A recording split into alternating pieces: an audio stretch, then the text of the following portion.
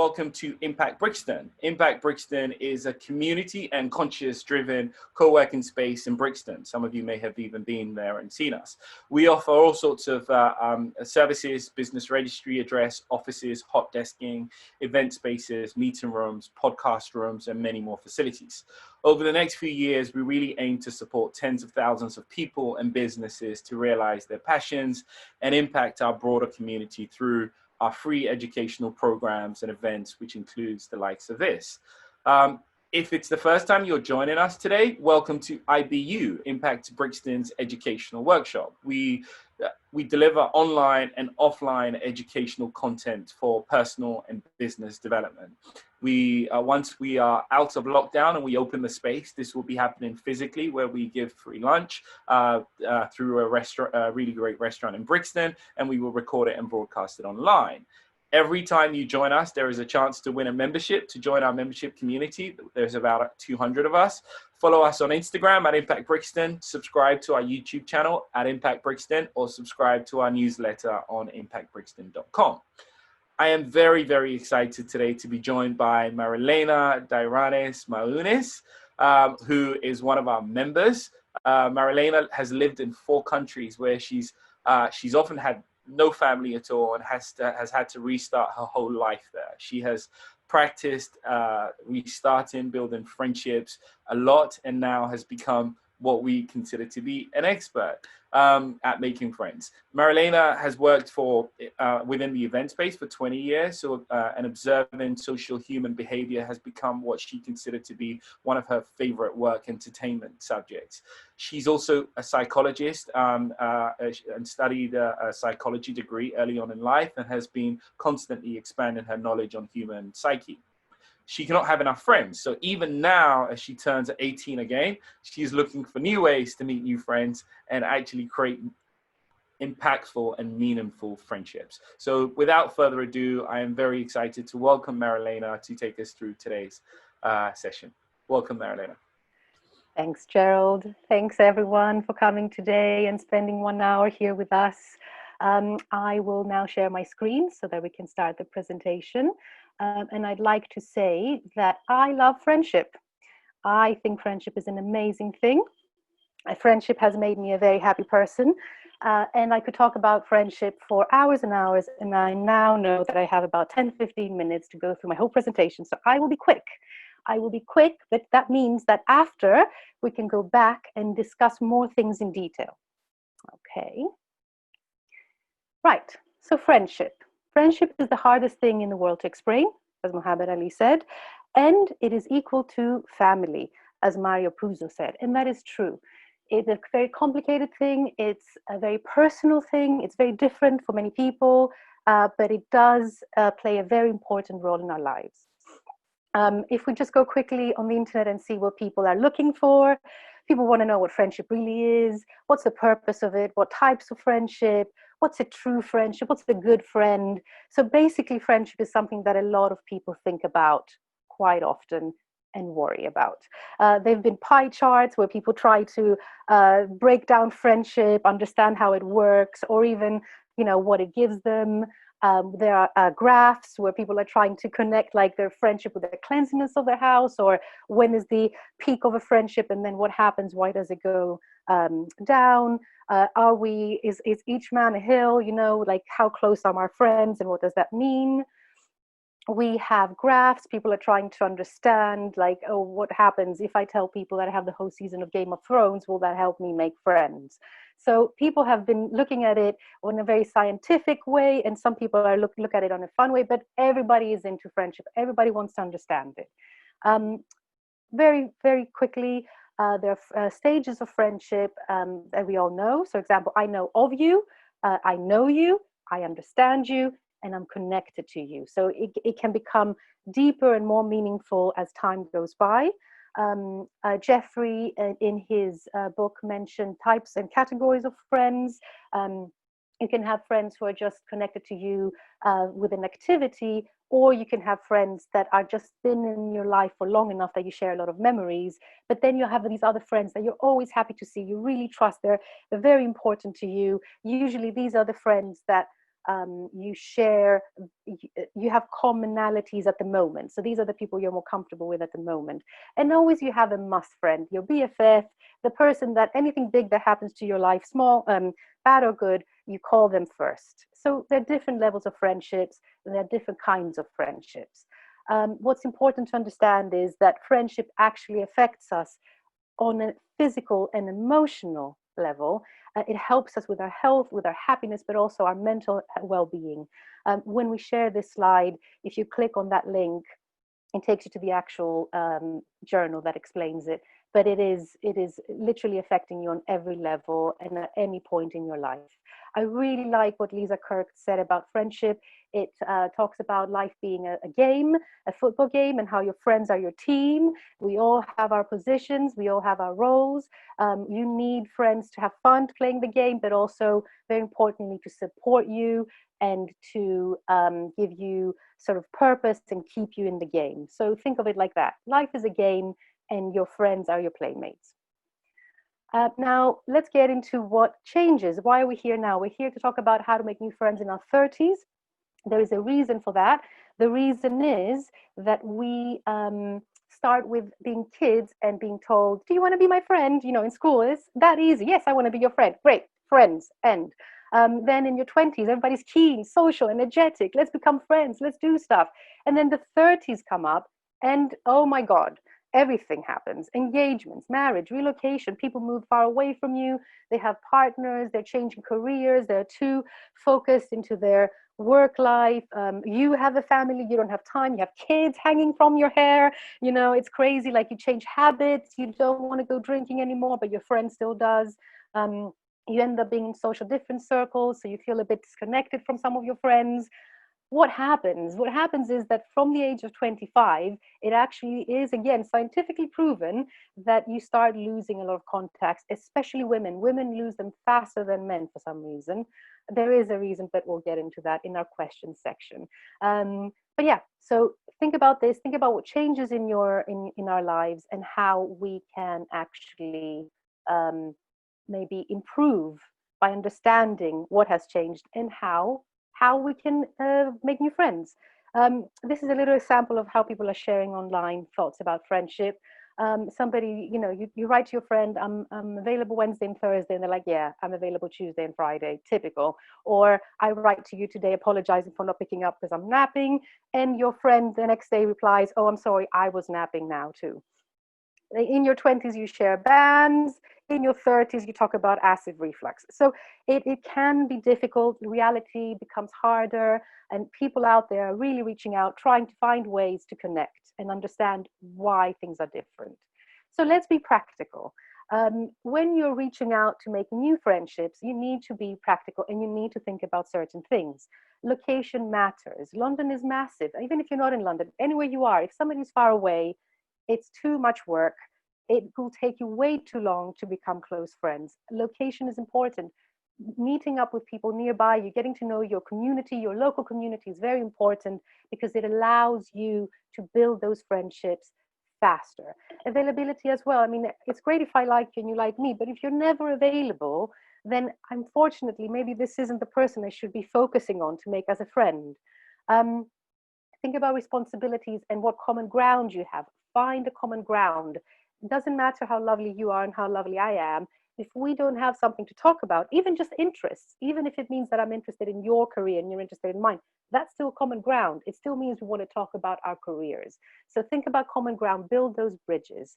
A study has proven that it takes about 90 hours to make somebody your friend, as in social interaction time, and about 200 to be qualified as a close friend. Again, this is friendship. It's not a science, so we can take everything with a pinch of salt, but it gives you an idea of how you need time to build a friendship. Now, in your 30s and plus, you need to come up with a new mindset. You need to understand that in our 30s and onwards, we actually do need to be more ourselves. We're not discovering ourselves so much anymore. We know who we are. So show it. Don't be embarrassed. Show it, because that will attract the right kind of people. Think about what you want from a friend before you start approaching people. And remember this, no pain, no gain. Otherwise said, Nothing ventured, nothing gained. You need to put the effort in. You need to take the time. You need to focus. It is a strategy. It does take time, but it does bring you massive gain afterwards. Just be prepared to put in the work. Kiss many frogs to find your friend. It is a numbers game. Don't just focus on this one person to start with. Spread out. Meet loads of people. Start writing to everyone. Start seeing who's available, because it takes time to really understand if you're a matching personalities. So don't spend a year on one person and then a year on another. Spread out numbers. Be open to all kinds of people and new friends. You know, in our 20s, we think, oh, I only hang out with people that have tattoos and listen to rap music. Okay, that could be true. But now maybe you will actually have a fantastic friendship with somebody who's 20 years older than you. I have friends in their 20s and I'm 41, so they seem to be enjoying it. So, you know, just be more flexible, you know, like different kinds of people, different kind of friendships. Not everybody needs to be exactly what you thought in your 20s you would hang out with. Say yes to everything. Go to stuff you never, I mean, don't go to stuff you hate, but go to stuff that you haven't explored before and try things out. Be open. Make an effort. Compliment. Prepare ideas and activities when you're going to meet with your new potential friend. Open up, let your guard down. Vulnerability is important. It makes people feel like you're being real. Ask questions and really listen. How many times have some of us gone to a hang out with somebody new and realized halfway through the whole, let's say, friend date, that they haven't asked us a simple question. They haven't asked us anything. They're just talking about themselves. I don't want that in a friendship. I want somebody who's interested in me and actually has heard what I've said. And next time we meet, won't ask me the same question, you know, basic stuff. So you need to be the same for them as well. And offer help. That's a great way to make friends, especially on social media. People call out for friends. They're calling out for help. Can somebody help me with this? Can you recommend something? Can you come? Yeah, offer your help. It's a great way to make friends. And foster your friendship. It takes time. Like I said before, 90 hours, 200 hours. It's not like if you meet somebody for 2 minutes that suddenly the friendship is there. You know, just you need to put the time. It all starts with you. Going to different activities is a great thing, but talk to people. Actually try and make these connections. If in doubt, use form, which is talk about family or where you're from, talk about your occupation or their occupation, what they do for recreation, and what their motivation is. Why are you here? What works for you? What keeps you going? As long as you cover these 4 things, you've got a good base for a discussion to make a new friend. Take a look around. Maybe there are people in your circle that you could make friends. Sometimes we only look far away. It could be your neighbor. It could be somebody really close to you. Start looking into these and tap friends of friends. For example, a friend of yours might be too busy for you at the moment. They might have 3 kids and a crazy job, but they might know other people that would like to hang out with you. Be honest. Let people know that you want to make friends and tell them to start connecting you with other people. Obviously join a club or start a hobby, anything like that. I mean, if you're lucky enough, travel alone and meet people. But for those of us who are stuck in our routine, at least a hobby, something that takes an hour of your week. It's worth it. It's worth to make friends. Use the internet, use social media, use friend finding apps. I have a list of them further down to share with you. And remember, if you're tired of just having 1,000 individual friends, you can put them together. You can make a group of friends. You don't need to find a ready one. Just invite a few of your friends to the park and see who mixes well with who, and start creating your own little clan, if that's what you want. Now, how do I walk my talk? This is all nice theories, but what have I done? So Gerald has mentioned me living in 4 different countries. It's true. I was born here, raised in Greece, came here to study, then went to Italy for a bit, then back to Greece, then went to Poland for a couple of years, and then came back here. So 4 countries, but even more times I've switched around. I've practiced and practiced, and I can honestly say that it is about a combination of everything and effort. So in my case, when I moved here last time, I was 32. Actually, no, I was 34. I was 34 when I moved here last time, and I've been here since, so 6 years. And as soon as I came here, I called everybody that I knew before. And everybody, of course, had moved away, had gotten married, were too busy. So I panicked and I said, I have to see this as a production. So what did I do? I called everybody I knew who lived here and asked them to put me in contact with other people that they know here who might have time for me. I called everybody I knew from abroad that I knew had lived here or know people here to put me in contact with them. And from those things, somebody introduced me to People's Kitchen. From People's Kitchen, I got to meet somebody who gave me my first job to book bands. At the same time, I talked to a band, so somebody I knew professionally in Poland.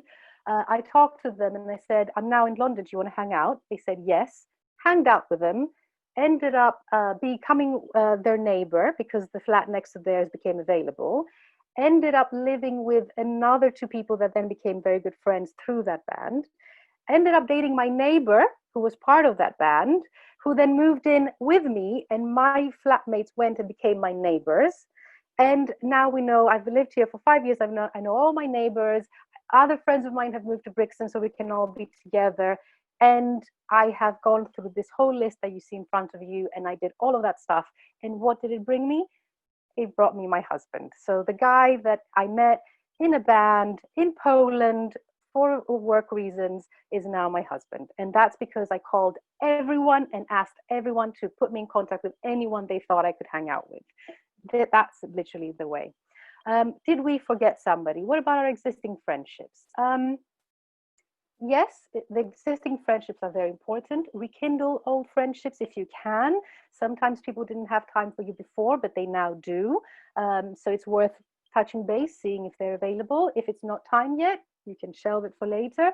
And sometimes it's time to let go, especially friendships that are now routine, friendships that you feel are not giving anything to you. It's okay to let some of them go. So try to be a rainbow in someone's cloud.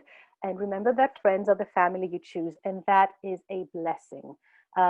Useful links. I mentioned before Meetup is very important.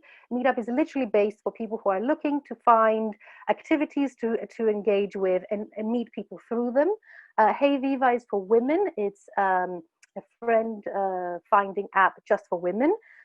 And Bubble has created a BFF section for making friends. So if you click on the main Bubble website, there is an extra section for finding BFFs. I've put a link for books about how to make friends. Those quotes that I've put in my presentation, there are loads more. They're in that link that I've added there. And a list of potential questions that you can ask people when you meet them to break the ice. And remember, give yourself a present.